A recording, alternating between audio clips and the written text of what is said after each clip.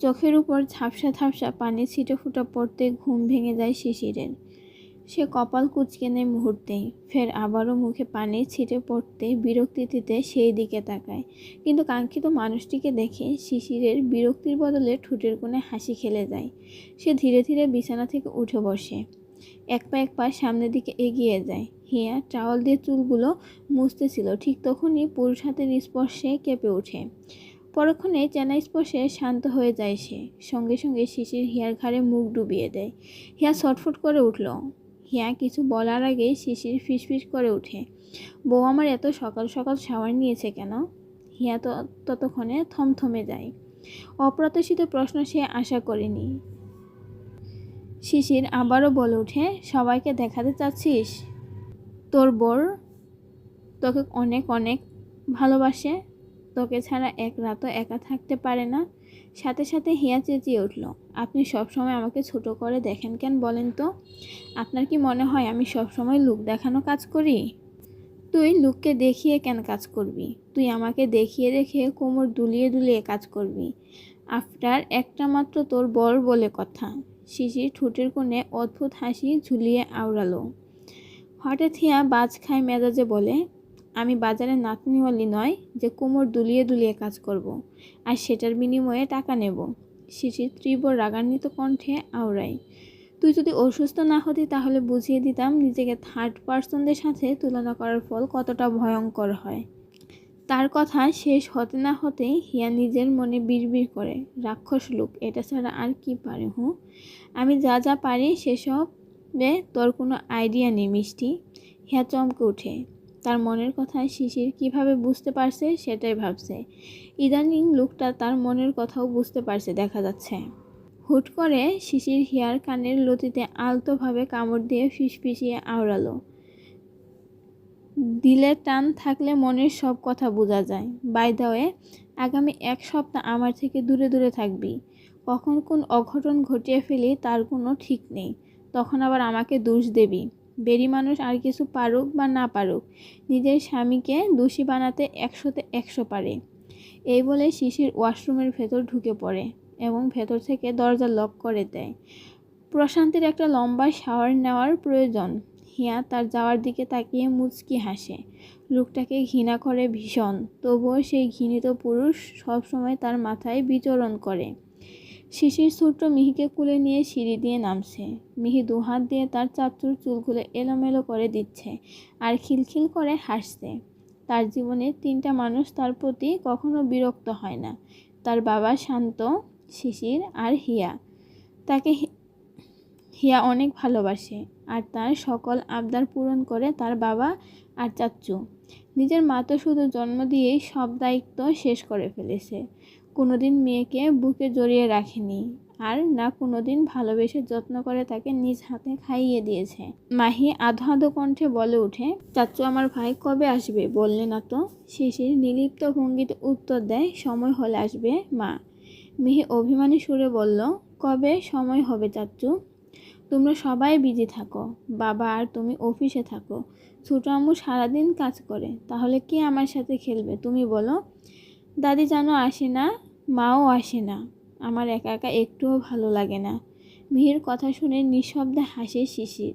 তারপর শান্তর মুখোমুখি চেয়ারে গিয়ে মিহিকে নিয়ে বসে। তারা সবাই ঠোঁট চেপে হাসছে। 2-4 জনের মুখে হাসি থাকলেও শাইলা মির্জার মুখে হাসির রেশ বলতেও কিছু নেই। তিনি যে খুশি হননি তা তার মুখের দিকে তাকালেই বোঝা যায়। অর্থাৎ হাসতে হাসতে শান্ত বলে ওঠে, কিরে ভাই, এবার ভাতিজির এই আবদার পূরণ কর, ওর ছোটো ভাইকে এনে দে। সঙ্গে সঙ্গে শিশির মুখ বাঁকিয়ে নেয়। বিয়ের 3 বছর পর সফল হয়েছ তুমি, আর আমাকে সপ্তাহ শেষ হওয়ার আগেই সফল হতে বলেছ। হঠাৎ রশিদ মির্জা কেসে ওঠে আর সাথে সাথে সেই বাক্য সেখানেই স্থগিত হয়ে যায়। শাইলা মির্জা মনের ভেতর জমে থাকা ক্ষোভ গোপনে রেখে একে একে সবার প্লেটে খাবার তুলে দেয়। হাত চলে স্বাভাবিক ছন্দে, কিন্তু চোখে জমাট অস্বস্তি। শিশির মিহিকে কোলে বসিয়ে খাইয়ে দিতে দিতে বারবার চারপাশে তাকায়। ডাইনিং স্পেস, সিঁড়ির ধাপ, করিডোর, কোথাও হিয়ার দেখা নেই। তার ভ্রু কুঁচকে আসে। খাবার সময় হলে হিয়া এভাবে হারিয়ে যায় কেন? হঠাৎ সে মাথা তুলে বলে ওঠে, আম্মু মিষ্টি কোথায়? ওকে ডাকো, আমাদের সাথে বসে খাক। শায়লা মির্জার গলায় হিমশীতল। তুই খেয়ে নে বাপ, ওই অপয়া পরে খাবে। মুহূর্তেই পরিবেশ বদলে যায়। শিশিরের হাত থেমে যায়। সে কঠিন কণ্ঠে বলে ওঠে, আম্মু তোমাকে কতবার বলছি আমার বউকে অপয়া বলবে না, সব সময় ওকে কেন এভাবে হার্ট করো? শব্দগুলো ছুরির মতো কেটে যায়। শায়লা মির্জা কিছুক্ষণ নিশ্চুপ। ছেলের চোখের রাগ সে চেনে। এখন বিরোধিতা করলে লাভ নেই, বরং দূরত্ব বাড়বে। আর তার লক্ষ্য তো অন্য। ঠোঁটের কোণে কুটিল এক হাসি টেনে সে মুলায়েম গলায় বলে, বাপ, আমার বড় ভুল হয়ে গেছে। আমি আর কোনোদিন হিয়ামাকে অপয়া বলবো না। ও তো আমার আরেকটা মেয়ে। আমি আমার ভুল বুঝেছি। ওকে আর খারাপ কথা বলবো না। কথাগুলো মধুর মতো বলায় শিশির নরম হয়ে এলো। শান্ত চুপচাপ অদ্ভুত এক দৃষ্টিতে তাকিয়ে থাকে। সে এই বাড়িতে সবচেয়ে বেশি সময় কাটিয়েছে নিজের মায়ের পাশে। তার মা কেমন, কথার আড়ালে কতটা বিষ লুকিয়ে রাখতে পারে সে খুব ভালো করে জানে। তাই হঠাৎ এই পরিবর্তন তার কাছে স্বাভাবিক মনে হয় না। শিশির আবার চারপাশে তাকায়। ঠিক তখনই মিহি ছোট্ট গলায় বলে ওঠে, চাচু তুমি ছোট আম্মুকে খুঁজো? শিশির মিহির দিকে তাকিয়ে নরম স্বরে বলে, হ্যাঁ মা, তুমি জানো তোমার ছোট আম্মু কোথায়? মিহি আধো কণ্ঠে বলে, ছোট আম্মু তো ছাদে যায়। আমরা যখন খাবার খাই তখনই ছোট আম্মু ছাদে চলে যায়। কথাটা শুনে মুহূর্তেই শিশিরের মুখের ভাব বদলে যায়। আচ্ছা মা, তুমি বসো, আমি তোমার ছোট আম্মুকে নিয়ে আসছি, কেমন? মিহি মাথা নেড়ে সম্মতি দেয়। শিশির বড় বড় পা ফেলে সিঁড়ি ভেঙে ছাদে উঠে যায়। হালকা রোদ মিশ্রিত আকাশের নিচে এক কোণে গুটিসুটি মেরে বসেছিল হিয়া। মুখে নীরব অভিমান, চোখে চাপা কষ্ট। শিশির কোনো বাক্য না বলে প্রায় টেনে হিঁচড়ে তাকে নিচে নিয়ে আসে। ডাইনিং টেবিলের পাশে নিজের চেয়ারের পাশেই বসিয়ে দেয়। তারপর দৃঢ় গলায় বলে, আম্মু, ওর জন্য খাবার দাও। হিয়া মাথা তুলে শায়লা মির্জার দিকে তাকায়। তার চোখে স্পষ্ট ক্ষোভ।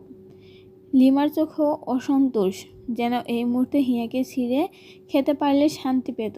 তাদের দৃষ্টিতে হিয়া শুকনো ঢুক গিলে নেয়। উঠে দাঁড়িয়ে নিচু গলায় বলে, শিশির ভাই আপনি খান, আমি পরে খেয়ে নেব। সঙ্গে সঙ্গে শিশির খপ করে তার হাত চেপে ধরে, চুপ করে বস, শরীরে এখনো জ্বর আছে, এ অবস্থায় খালি পেটে থাকা যাবে না। আম্মু ওকে খাবার দিচ্ছ না কেন? শায়লা মির্জা এবার লিমাকে ইশারা করে। লিমা বিরক্ত মুখে কিচেনে যায়।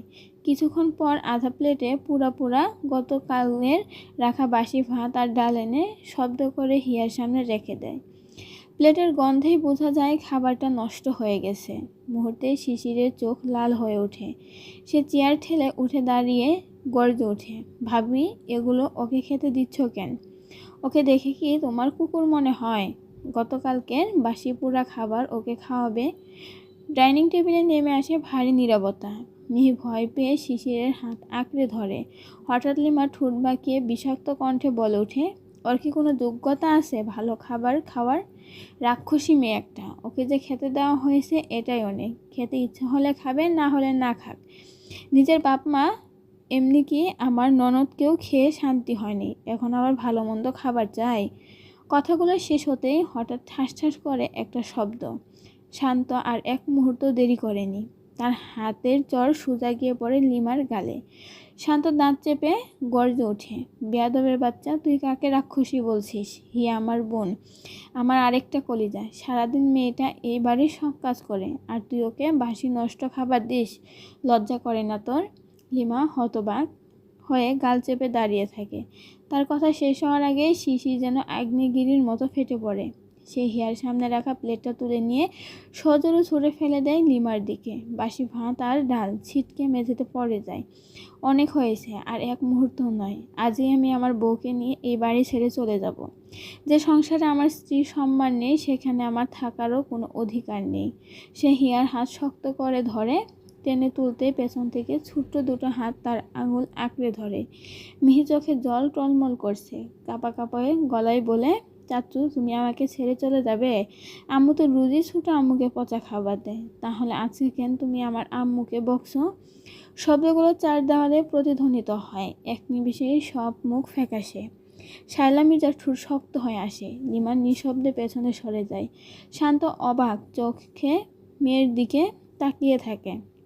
আর শিশির, তার চোখ মুহূর্তেই রক্তিম হয়ে ওঠে। কপালের শিরাগুলো ফুলে উঠে স্পষ্ট দেখা যায়। চোয়াল শক্ত হয়ে গেছে। সে ধীরে ধীরে মিহির দিকে তাকায়। শিশির নরম স্বরে আবারও জিজ্ঞাসা করল, কি বললে তুমি মা? মিহির নির্ভয়ে আগের কথাই পুনরাবৃত্তি করল, আমি তো ঠিকই বলেছি। আম্মু রোজ ছোট আম্মুকে পচা খাবার দেয়, পেট ভরে খেতেও দেয় না। সেদিন আমি আমার ভাগের মাছ ছোট আম্মুকে দিয়েছিলাম বলে আম্মু আমাকে থাপ্পড় মেরেছে। তারপর দাদি জানো। কথা শেষ হওয়ার আগে আচমকা দৃশ্য বদলে গেল। ঠাস ঠাস করে শায়লা মির্জার হাতে এবার পড়ল লিমার গালে।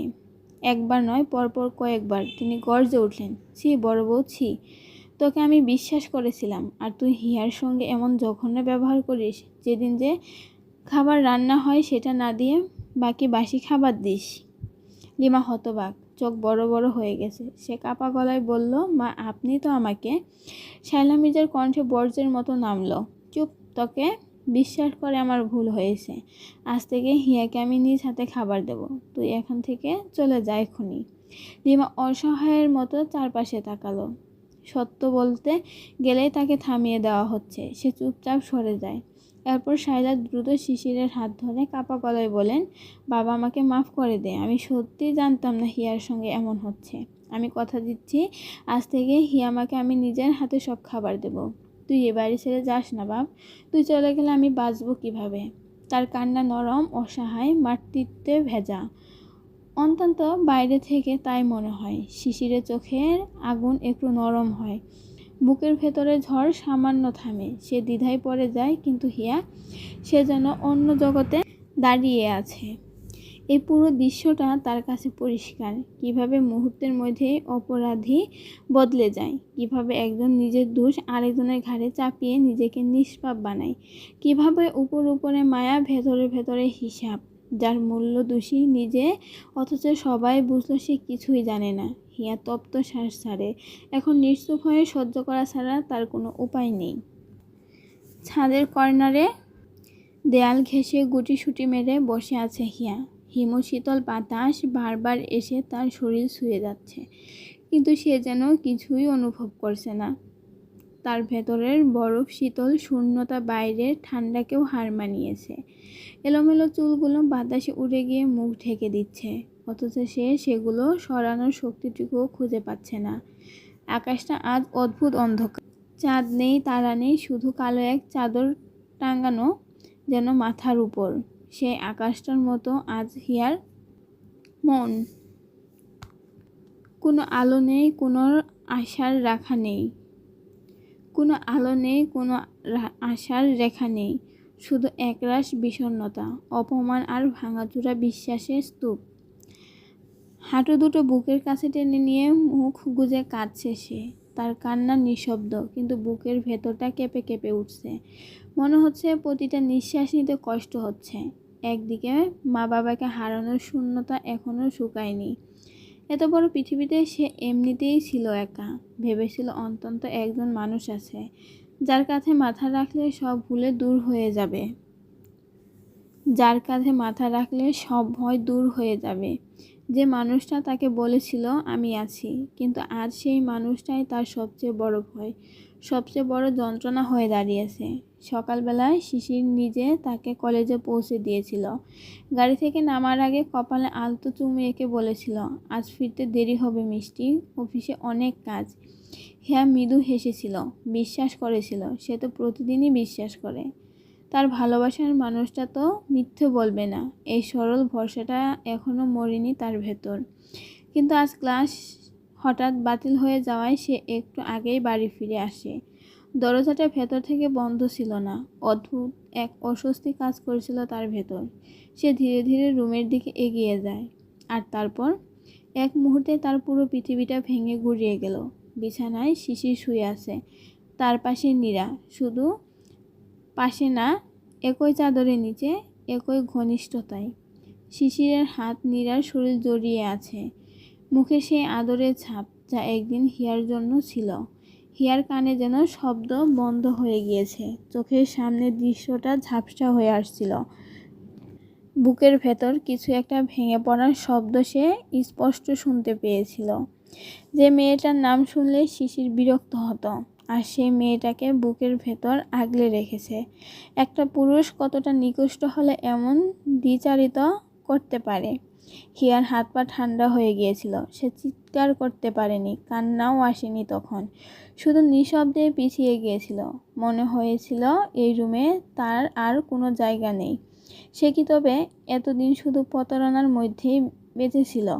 শিশির তাকে নিজের বউ বলে পরিচয় দেয়, সবার সামনে অধিকার দেখায়, তার উপর রাগ করে, আদর করে, নিয়ন্ত্রণ করে সব কিছুই একজন স্বামীর মতো। কিন্তু বাস্তবতা কি? সে তো হিয়াকে বিয়েই করেনি। কোনো কাগজে নেই, কোনো কবুল নেই, কোনো স্বীকৃতি নেই, শুধু কথার বাঁধন।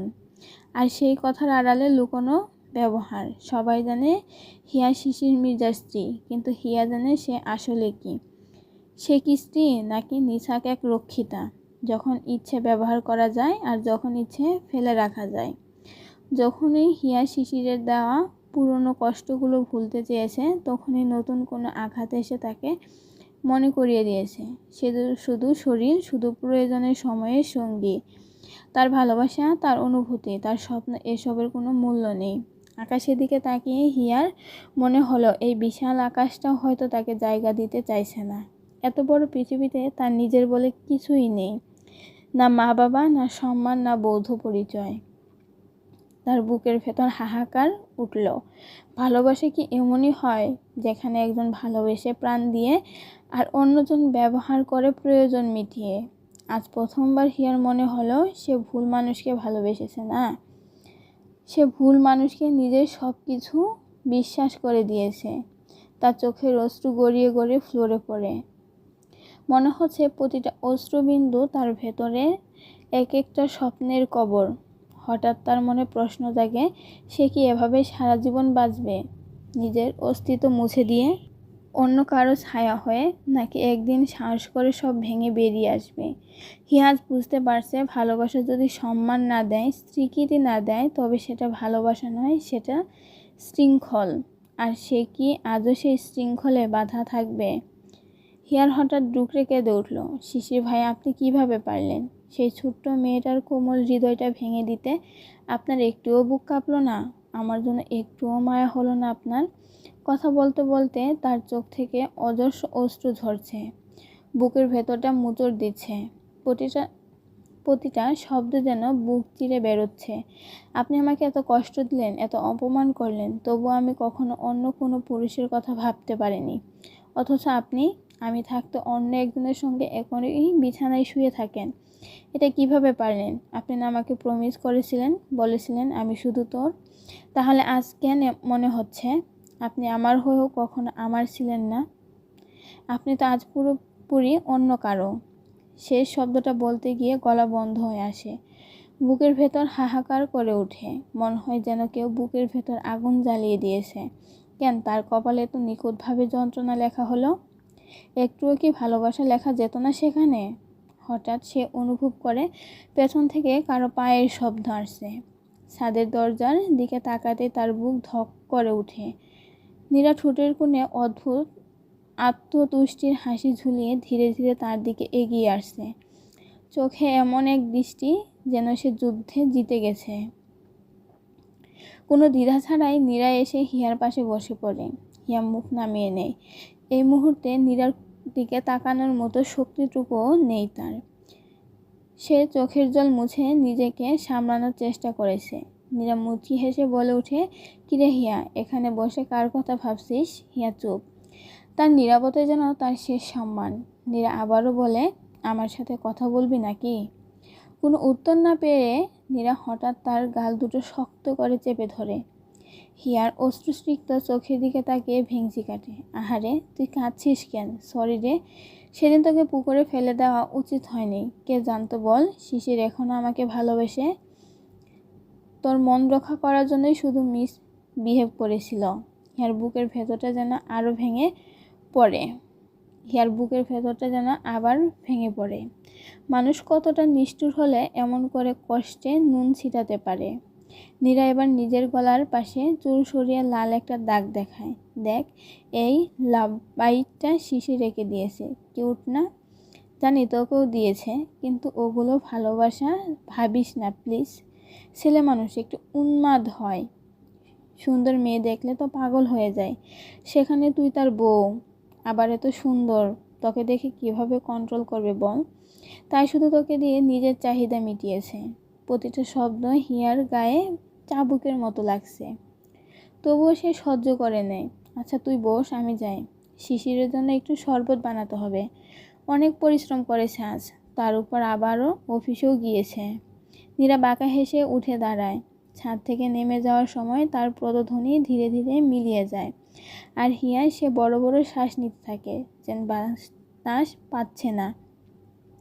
বুকটা শক্ত হয়ে আসছে, হাত পা কাঁপছে অস্বাভাবিকভাবে, চোখের সামনে সব ঝাপসা হয়ে যাচ্ছে।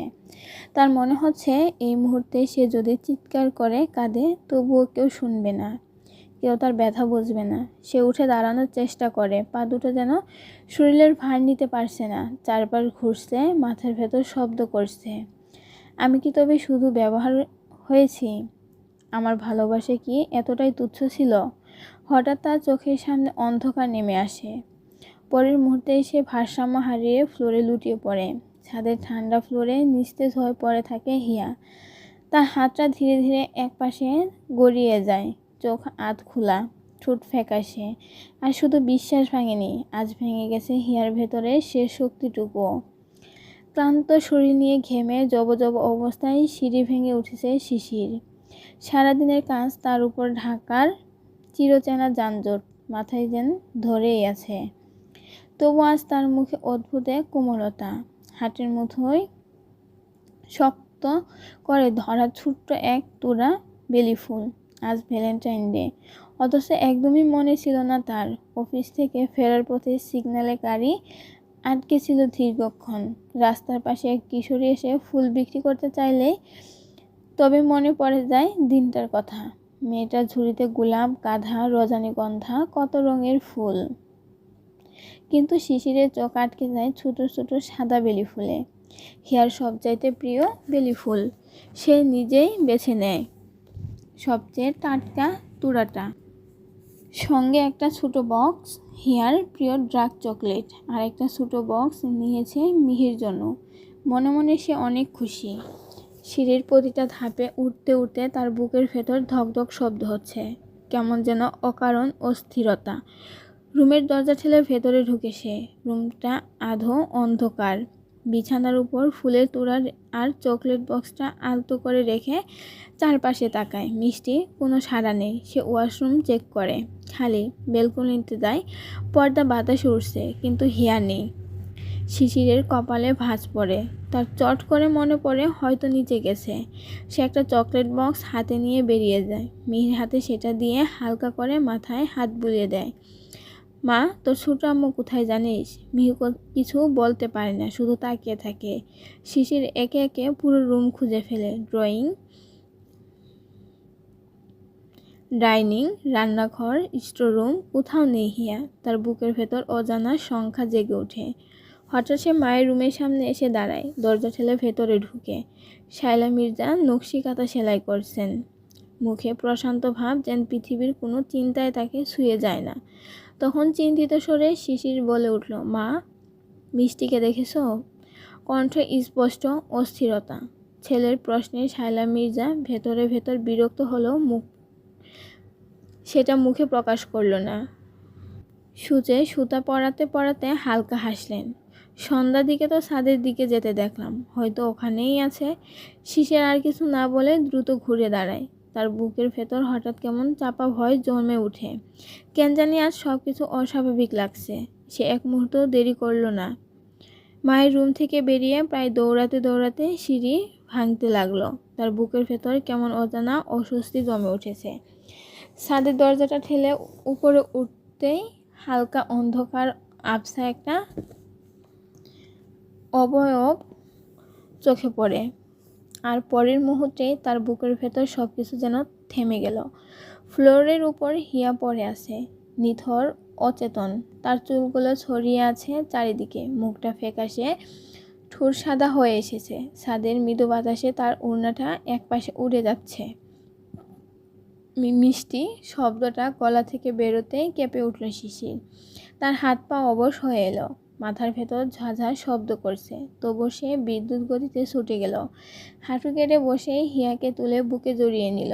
হিয়ার শরীরটা অস্বাভাবিক ঠান্ডা। শিশির আবারও চিৎকার দিয়ে ওঠে, মিষ্টি, মিষ্টি, কি হয়েছে তোর? কথা বল না প্লিজ।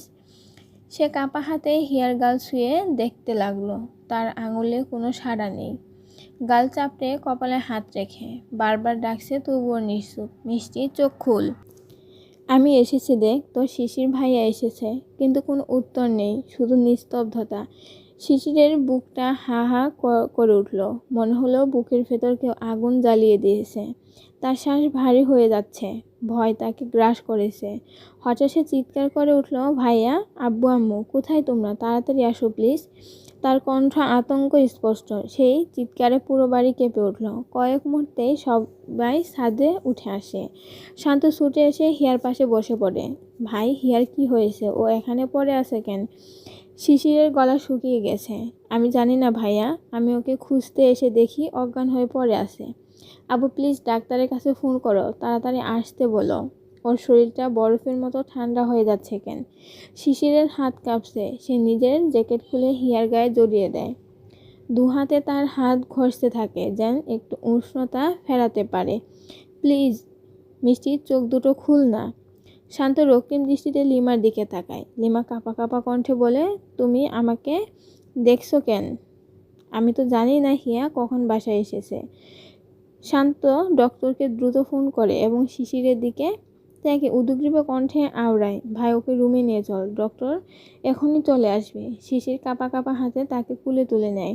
অন্য দিনের তুলনায় আজকে হিয়াকে নিজের কুলে তুলতে একটু হিমশিম খেতে হলো। শরীরে শক্তি নেই বললেই চলে, তবুও সে হিয়াকে বুকে জড়িয়ে হাঁটতে থাকে।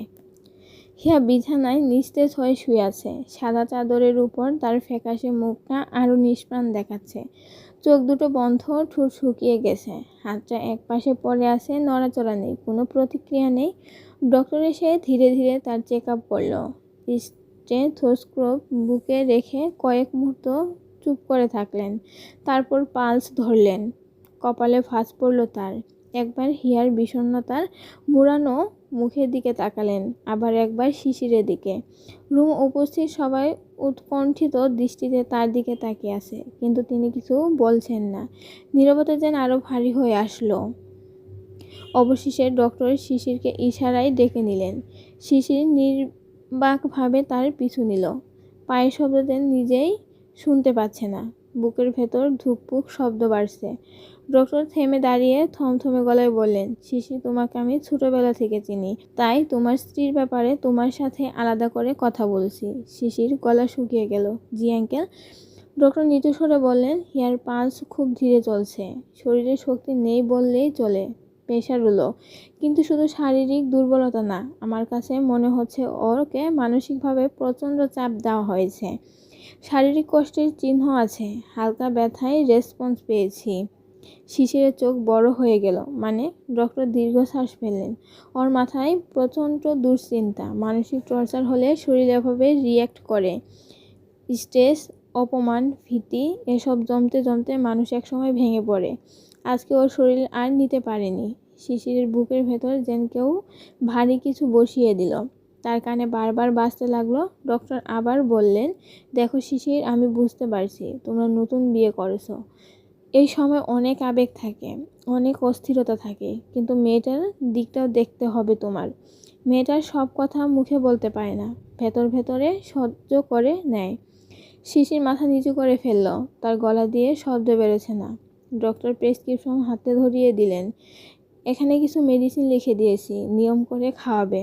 অন্তত 2 সপ্তাহ সম্পূর্ণ বেড রেস্ট। কোনো মানসিক চাপ নয়, মাথায় যেন একটুও চাপ না পড়ে, নয়তো বড় সড়ো কিছু একটা হতে পারে।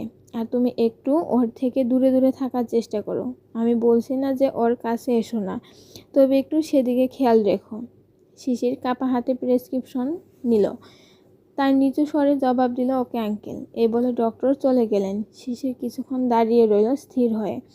মনে হচ্ছে কেউ তার বুকের ভেতর আয়না ধরেছে, আর সে নিজের কুৎসিত রূপটা স্পষ্ট দেখতে পাচ্ছে। সে ধীরে ধীরে রুমে ফিরে এলো। হিয়া এখনও নিস্তেজ, তার নিঃশ্বাস খুব ধীরে ওঠানামা করছে। শিশির বিছানার পাশে বসে পড়ল, কাপা হাতে হিয়ার আঙুলগুলো নিজের হাতে নেয়। আমি কি তাহলে তোকে অনেক কষ্ট দিয়েছি মিষ্টি? তার চোখ ভিজে ওঠে। বিছানার পাশে টেবিলে রাখা বেলি ফুলের তুড়াটা এখনো সুবাস ছড়াচ্ছে, অথচ সেই গন্ধে আজ কোনো ভালোবাসা নেই, আছে অপরাধ বোধ। শিশির হিয়ার কপালে আলতো করে হাত রাখে। তুই চোখ খুল মিষ্টি, তোকে আমি আর একটুও কষ্ট পেতে দেব না, গড প্রমিস। সবসময় আগলে আগলে রাখবো। হঠাৎ শান্ত কপাল কুঁচকে শিশিরের সামনে এসে দাঁড়ালো। কি হয়েছে হিয়ার? ডাক্তার আঙ্কেল তোকে কি বলল? শিশির এক মুহূর্তের জন্য থেমে গেল, চোখে ক্লান্তি, মুখে অপরাধ বোধের ছাপ। তবুও নিজেকে সামলে নিয়ে বলল, তেমন কিছু না, একটু ইউক হয়ে পড়েছে, প্রেশার লো, রেস্ট দরকার। তার গলা যেন শুকিয়ে আসছিল। সে দ্রুত প্রেসক্রিপশনটা এগিয়ে দিয়ে বলল, ভাইয়া প্লিজ ওর জন্য এই মেডিসিনগুলো এনে দিবে। শান্ত ভ্রু তুলে তাকালো। হিয়া বোন হয় আমার, ওর জন্য রিকোয়েস্ট করতে হবে কেন? প্রেসক্রিপশনটা দে। কথাটা বলেই সে বেরিয়ে গেল। রশিদ মির্জা ধীরে ধীরে বিছানার কাছে এগিয়ে এলেন। মেয়েটার ফ্যাকাশে মুখের দিকে তাকিয়ে তার চোখে কষ্টের ছায়া ফুটে উঠল। মাথায় হাত বুলিয়ে মৃদু স্বরে বললেন, আল্লাহ ভরসা মা, সব ঠিক হবে। এক এক করে সবাই রুম থেকে বেরিয়ে গেল। দরজাটা আধ খোলা রইল। রুমে এখন শুধু দুজন মানুষ, একজন অপরাধ বোধে ভাঙা, আরেকজন ভাঙতে ভাঙতে নিঃশেষ। শিশির হিয়ার হাতটা আলতো করে নিজের হাতে নিল। ঠান্ডা, অস্বাভাবিক ঠান্ডা। মিষ্টি, খুব নিচু স্বরে ডাকলো সে। আর আঙুলের স্পর্শে হিয়া হালকা নড়ে চড়ে উঠল। চোখের পাতা কাঁপল। কয়েক সেকেন্ড পর ধীরে ধীরে চোখ খুলল সে। ঝাপসা দৃষ্টি ধীরে ধীরে পরিষ্কার হতে লাগলো। আর প্রথমে সে দেখল শিশিরকে। মুহূর্তে তার চোখের ভেতর আতঙ্ক আর ঘৃণার মিশ্র ছায়া নেমে এলো। সে যেন বাস্তবে ফিরে আবার সেই দৃশ্যটা মনে করে ফেলল। একই বিছানায় নীরা আর শিশির। হিয়া তড়িঘড়ি করে হাতটা সরিয়ে নিল, শরীরটাকে যতটা পারে দূরে সরিয়ে নিল বিছানার অন্য পাশে, যেন শিশিরের স্পর্শে সে দগ্ধ হচ্ছে। আমার কাছে আসবেন না। তার কণ্ঠ দুর্বল কিন্তু দৃঢ়। শিশির থমকে গেল। মিষ্টি, এমন করছিস কেন? আমাকে আর ওই নামে ডাকবেন না। হিয়ার চোখে পানি টলমল করছে, কিন্তু এবার তার ভেতরে এক অন্যরকম কঠোরতা। আপনার স্পর্শে আমার শ্বাসরোধ হয়ে আসে। ভালো লাগে না, ঘৃণা লাগে আপনাকে, প্রচণ্ড ঘৃণা। কেন এমন করলেন আমার সাথে? শিশিরের বুকের ভেতরটা কেঁপে উঠল। তুই কি বলছিস এসব মিষ্টি? হিয়ার চোখ দুটো লাল হয়ে উঠেছে কান্নায়। হঠাৎই সে বুক ঝুঁকে এসে শিশিরের শার্টের কলার শক্ত করে খামচে ধরল। তার হাত কাঁপছে, শ্বাস এলোমেলো। শিশির ভাইয়া, আপনি না বলেন আমাকে ভালোবাসেন, তাহলে এমন নিচু কাজ করলেন কেন? আপনি যদি এতটাই উন্মাদ হতেন, এতটাই দুর্বল, তাহলে আমাকে বললেন না কেন? আমি হাজার কষ্ট সহ্য করেও আপনার হয়ে যেতাম। কিন্তু আপনি আমাকে ঠকালেন। সকালে বলে গেলেন আসতে দেরি হবে, আর দুপুরে নীরা আপুর সঙ্গে একই বিছানায়। শেষে কথাটা শেষ করতে পারে না, হেঁচকি উঠেছে, বুক উঠানামা করেছে দ্রুত।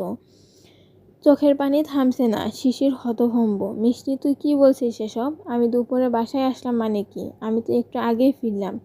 হিয়া মাথা নাড়তে থাকে। আপনি আবারও মিথ্যা বলছেন। আমি নিজের চোখে দেখেছি, এই বিছানায়, এই চাদরের নিচে নীরা আপুর সঙ্গে শুয়েছিলেন, তাকে জড়িয়ে রেখেছিলেন অন্তরঙ্গ অবস্থায়।